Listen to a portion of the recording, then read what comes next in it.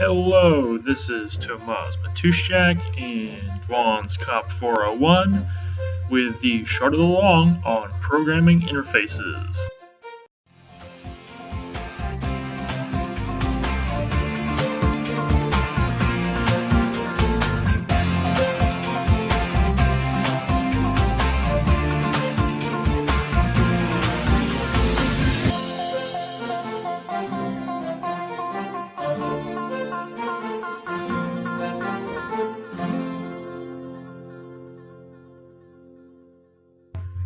Alrighty, so what is a programming interface? Well, a programming interface is a little bit like a type.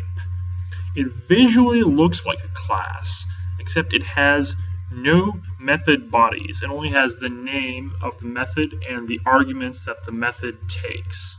I definitely need an example here. Let's look at this public interface locatable interface.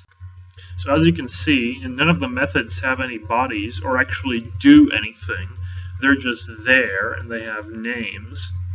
If you notice, everything is public, and that's because everything in this interface will be accessed by other classes and everything will be used.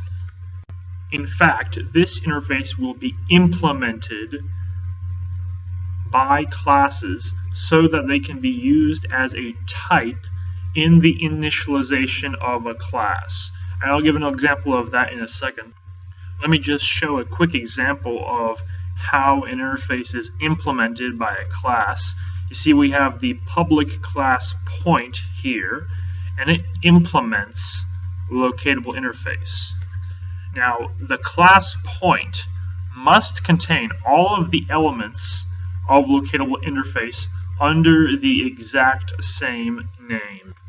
Now, it can contain other things. It can contain other methods, other variables, but it must have a minimum of all of the variables and all of the methods defined in the interface. That's the minimum requirement. Otherwise, you get an error and So, why do we implement things at all? Well, it's because we want to use the interface as a type. So over here you see we're defining the variable SumPoint. We're saying point SumPoint equals new point. Now here we have the type is point. You see it's point SumPoint. And that point, that first point there, that's the type. That's the type of variable that's going to be. So the reason that we implement an interface is so that instead of saying point SumPoint, we can say locatable interface SumPoint. The type of variable it's going to be is it's going to be a locatable interface type of variable. Now, why do we care about that? Well, it's because interfaces can be implemented by multiple classes. So here we have SumPoint. SumPoint can also be assigned the value of any other class that implements locatable interface.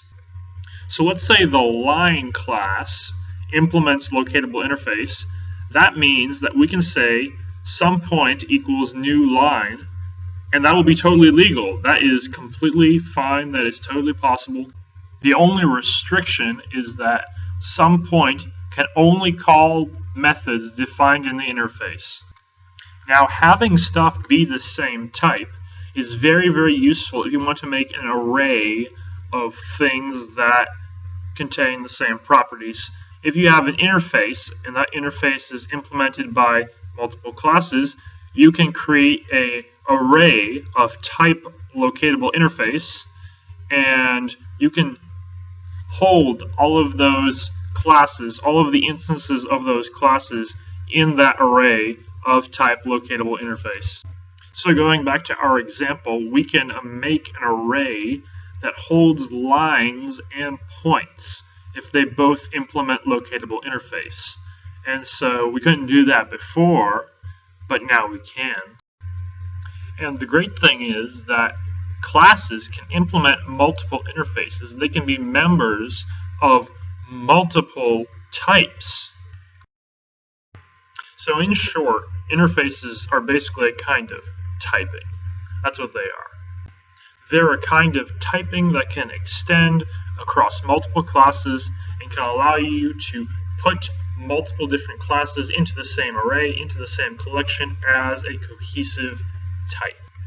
Alright, I will see you in the next video where we will talk about user interfaces.